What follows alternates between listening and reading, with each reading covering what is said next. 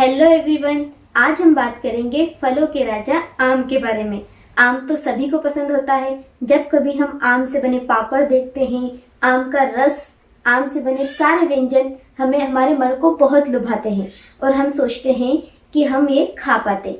गर्भवती महिलाएं स्पेशल सोचती है कि काश मैं ये खा पाती, क्योंकि हमारे जो बड़े बुजुर्ग होते हैं, हमारे घर के जो बड़े होते हैं, वो हमें कहते हैं कि आपको प्रेगनेंसी के दौरान आम नहीं खाना है, क्योंकि आम आपके लिए बहुत ज़्यादा गर्म हो सकता है और ये आपके लिए और आपके बेबी के लिए नुकसानदायक हो सकता है। इसीलिए हम आम को अवॉइड करते हैं, आम नहीं खाते हैं।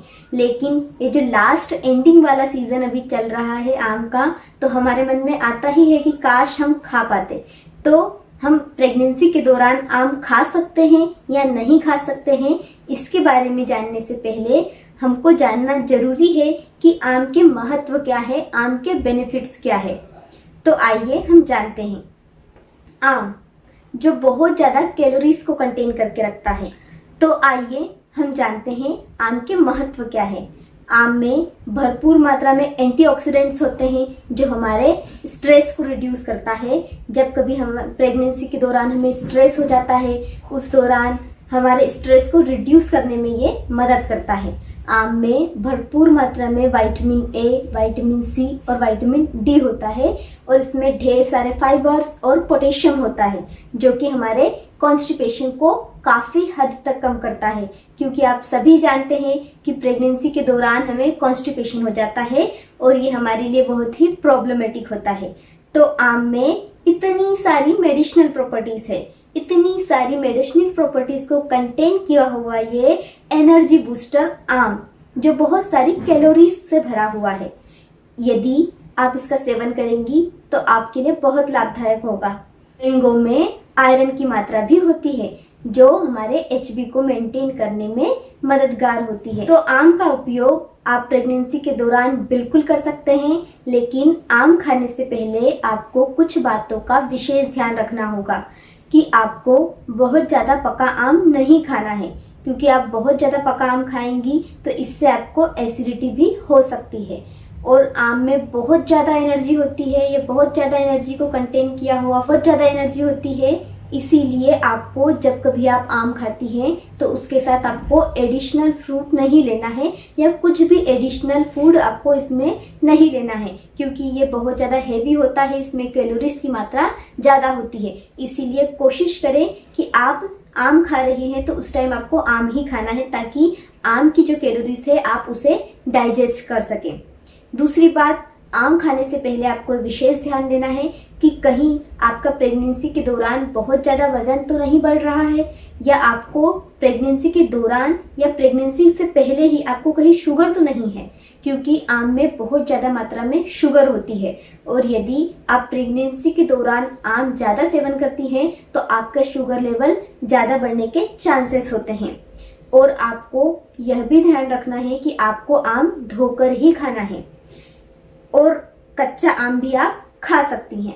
लेकिन आपको पता है कि जो पका आम होता है उससे कई गुना ज़्यादा जो मेडिसिनल प्रॉपर्टीज है वो कच्चे आम में होती है। कच्चे आम में भरपूर मात्रा में विटामिन सी और पोटेशियम होता है, जो आपके कॉन्स्टिपेशन को, आपके डिहाइड्रेशन को भी मेंटेन करता है। आप जब कच्चे आम का सेवन करती हैं तो ये बहुत ही ज़्यादा टेस्टी लगता है और ये हमारे कॉन्स्टिपेशन को, डिहाइड्रेशन को भी कम करता है।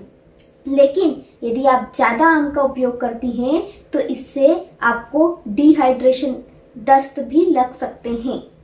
और ये जैसे हमारे बड़े बुजुर्ग हमको कहते थे कि हमारे लिए बहुत ज़्यादा गर्म होता है, तो कहीं ना कहीं उन्हें हमें समझाने का ये तरीका था कि वो हमें किस तरीके से समझा रही हैं, ताकि हम ज़्यादा यदि खा लेते हैं तो हमें कहीं डायरिया ना हो जाए। बस उनका हमें समझाने का यही तरीका था। इसीलिए शायद वो हमसे कहते थे कि आम आपके लिए गर्म हो सकता है।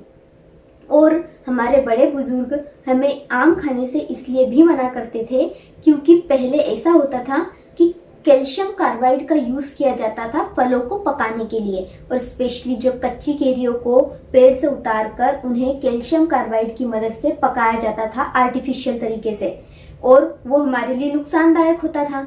लेकिन जो FDA है, फूड ड्रग एडमिनिस्ट्रेशन, इसने कैल्शियम कार्बाइड के उपयोग पर रोक लगा दी है, जिसके कारण अब बहुत कम उपयोग किया जाता है फलों को पकाने के लिए कैल्शियम कार्बाइड का। तो फिर भी इसमें बहुत सारे कीटनाशकों का उपयोग अभी भी किया जा रहा है।